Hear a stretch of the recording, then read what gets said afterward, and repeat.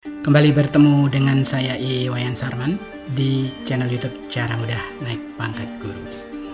Pada kesempatan ini saya akan memandu sahabat guru hebat khususnya di pelaksanaan observasi kinerja.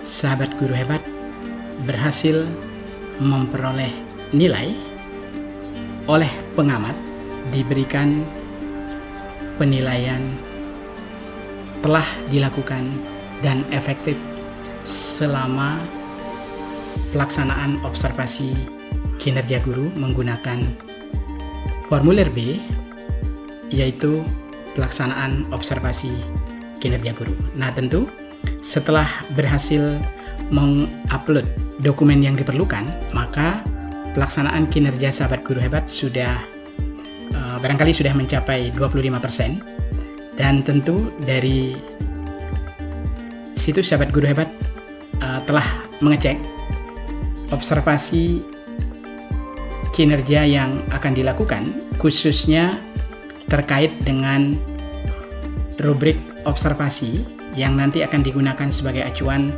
oleh pengamat, khususnya telah melakukan perilaku yang dianjurkan. Saya akan langsung pandu sahabat guru hebat. Tentu di tahapan ini yang paling penting adalah setelah melakukan persiapan dari awal. Nah, tentu saya telah siapkan ada kurang lebih 4 file Word yang saya sudah siapkan dan 1 PPT. Boleh saya katakan cara mudah pelaksanaan observasi kinerja guru sesuai indikator terintegrasi PMM tahun 2024. Saya siapkan ada 7 aspek yang barangkali sahabat guru hebat akan terinspirasi dengan apa yang saya sampaikan, termasuk juga kepala sekolah dan pengawas pembina. Harapannya sahabat guru hebat semuanya sukses, sehingga pengamat memberikan penilaian observasi kinerja di kesimpulannya itu adalah telah dilakukan dan efektif, seperti format yang kita beri nama 1.2 formulir B pelaksanaan observasi kinerja guru. Khususnya yang contoh saya berikan ini adalah indikator terintegrasi PMM, umpan balik konstruktif. Nah, nanti sahabat guru hebat kalau berbeda tinggal tentunya mengganti apa yang muncul di pengelolaan kinerja sahabat guru hebat. Apakah penerapan disiplin positif, keteraturan suasana kelas, atau seperti yang saya pandu ini, umpan balik konstruktif, atau instruksi pembelajaran, atau yang lain. Nah, tentu sahabat guru hebat telah melengkapi formulir pelaksanaan observasi kinerja, karena di sini lengkap sudah dipandu. Fokus perilakunya ada 3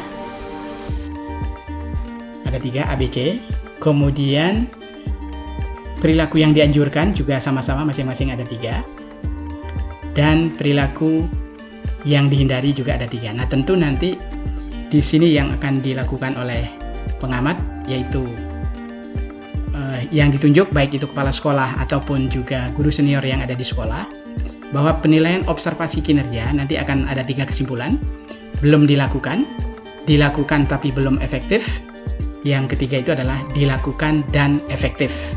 Nah, tentu akan ada beberapa catatan, plus di terakhir nanti akan ada rekomendasi. Nah, rekomendasi tentu ini menggambarkan bahwa harapannya sahabat guru hebat selama pelaksanaan observasi kinerja guru dilakukan dan efektif, itu yang paling penting. Nah, jadi sahabat guru hebat ini formulirnya.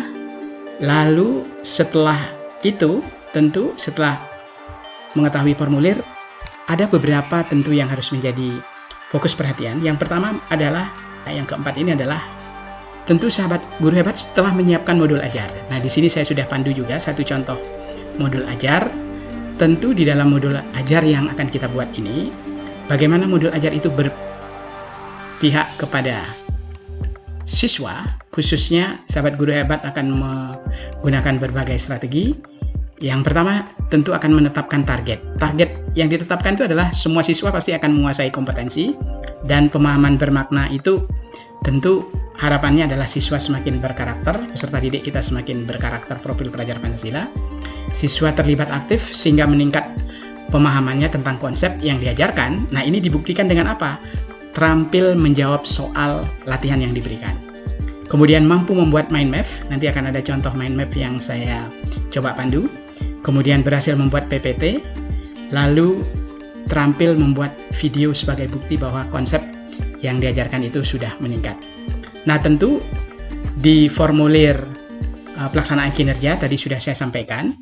Nah, di samping acuannya menggunakan formulir pelaksanaan kinerja yang format 1.2 ini, tentu yang paling penting adalah sahabat guru hebat menghindari perilaku yang tidak disarankan. Nah, ditambah sahabat guru hebat sudah berhasil menerapkan 9 skema pembelajaran berikut ini, tentu melakukan apersepsi, penggalian konsep, motivasi,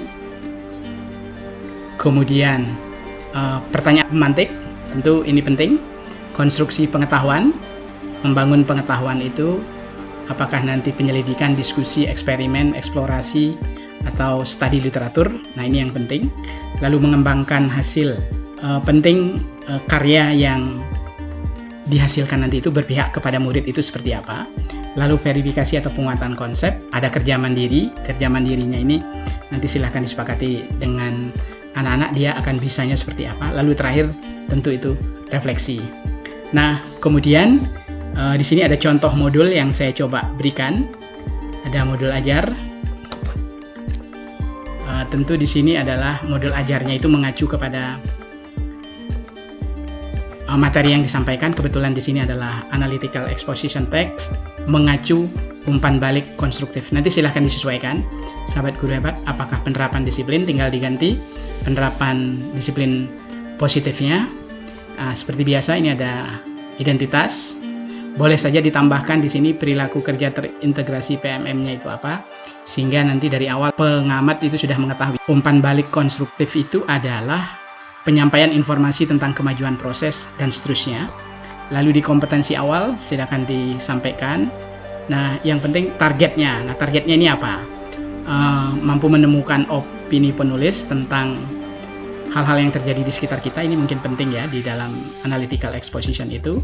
Lalu mampu menemukan pesan penting dari paragraf, termasuk membedakan bagian-bagian dari yang penting, mulai dari ada social function, kemudian juga sampai kepada struktur teks dan language feature-nya di sini.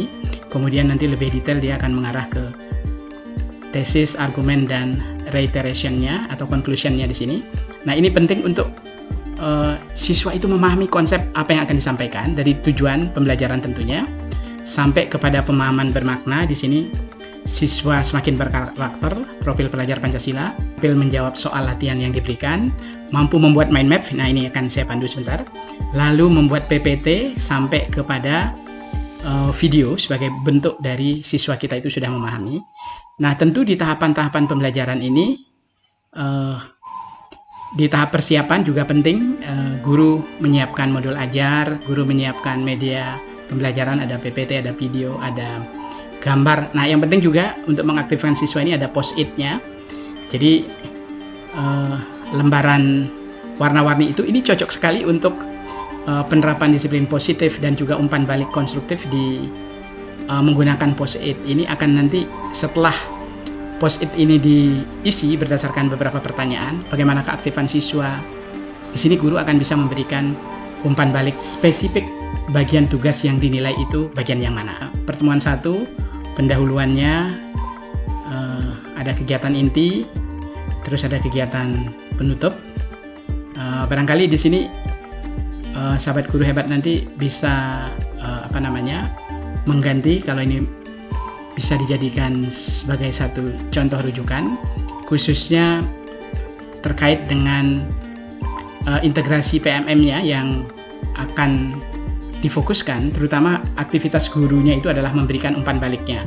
Di sini sudah saya pandu contoh-contohnya sampai kepada kegiatan penutup, lalu nanti ada pertemuan 2 dan ada berikutnya. Nah, di terakhir tentunya yang saya ingin pandu sahabat guru hebat itu adalah bagaimana penyiapan PPT sederhananya. Di sini saya sudah pandu. Ada tentu modul ajarnya, nanti akan disampaikan kapan, apa saja yang ada. Nah, yang cukup penting ini, mind map ini. Mind map ini adalah konsep peta pikiran yang membantu pemahaman anak-anak dan termasuk membantu pemahaman kita guru, kepala sekolah, dan tentu pengawas pembina. Mind map ini penting dalam beberapa kali pertemuan. Ini misalnya ada 4 kali pertemuan di dalam satu modul ajar ini. Ini bisa diselesaikan dalam satu slide. Ini ada pertemuan pertama, itu ada pemahaman awal, my initial understanding. Ada feedback ya. Ada feedback ini tentu guru nanti akan memberikan menggunakan post-it itu untuk mengacu kepada umpan balik konstruktif yang tadi ada 3 poin. Yang pertama itu adalah tentu terkait dengan guru memberikan umpan balik spesifik dan berorientasi tujuan. Kemudian yang kedua itu, yang B itu adalah guru memberikan umpan balik yang fokus pada proses atau usaha dari peserta didik. Nah, ketika siswa kita atau peserta didik kita diberikan post-it, kemudian dia berusaha untuk memberikan jawaban terhadap apa yang disampaikan, tentu feedbacknya ini akan langsung kita berikan nanti. Dan ada beberapa anak kita yang mungkin tidak bersemangat atau belum menemukan contoh-contoh. Ini feedback ini tentu akan menuntun anak-anak kita. Disinilah guru akan berpihak kepada murid-murid apa yang akan bisa diberikan, bentuk-bentuk bantuannya, feedback lanjutannya, supaya guru memberikan apresiasi terhadap usaha atau guru memberikan pertanyaan-pertanyaan pemantik untuk menggali ide dan kreativitas anak. Kenapa dia belum maksimal di dalam mengerjakan. Di aktivitas ketiga itu adalah siswa itu menulis hasil pengamatan gambar yang diberikan pada kertas post-it. Nah, ini tentu penting sekali, harus ada feedback lebih lanjut. Nah, kemudian di pertemuan kedua ini ada tentu terkait, karena ini bahasa Inggris, tentu listeningnya, lalu sampai kepada dengarkan apa yang akan diucapkan oleh guru. Ini mungkin salah satu yang bisa dilakukan. Sampai kepada pertemuan 3, fokus kepada grammar fokusnya. Kebetulan di sini menggunakan simple present tense, dan tentu lagi-lagi feedback itu akan bisa diberikan. Nah, sampai kepada yang terakhir itu adalah di writingnya.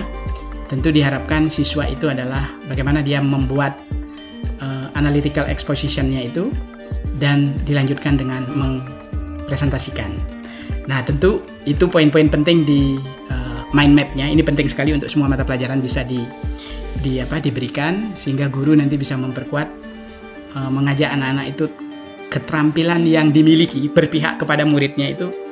Siswa tidak hanya fokus kepada harus berhasil dengan baik di menjawab soal tes, tetapi kalau anak-anak memiliki terampil di dalam menggambar, mind map ini menjadi salah satu yang bisa dikembangkan. Analytical exposition-nya, lalu bagaimana definisinya, apa pentingnya, bahwa pesan penulis yang disampaikan di dalam hal-hal yang terjadi di sekitarnya, baik benda, kejadian, ataupun tempat, ini penting untuk menjadi diskusi bersama, sehingga sahabat guru hebat bisa memberikan proses pembelajaran itu betul-betul dengan melibatkan siswa. Nah, ini bagian-bagian dari analytical exposition-nya. Nah, ini bisa salah satu nanti anak-anak bisa diajak menulis. The importance of breakfast atau mungkin mobile phone bisa digunakan untuk bahan diskusi. Nah, tentu hasil ini semua, sahabat guru hebat, kesimpulannya, pelaksanaan observasi kinerja guru, PR kita bersama. Peran pengawas pembina, kepala sekolah, dan sahabat guru hebat semuanya, apa yang masih perlu bersama-sama kita perbaiki? Apakah di perilaku yang sesuai dengan integrasi PMM-nya, atau rangkaian dari proses pembelajaran terkait dengan modul ajar, terkait dengan PMM, terkait dengan penilaian tentunya, LKPD-nya, menyiapkan pembelajaran itu dengan sebaik-baiknya. Mudah-mudahan membantu. Sukses selalu untuk sahabat guru hebat semuanya. Terima kasih.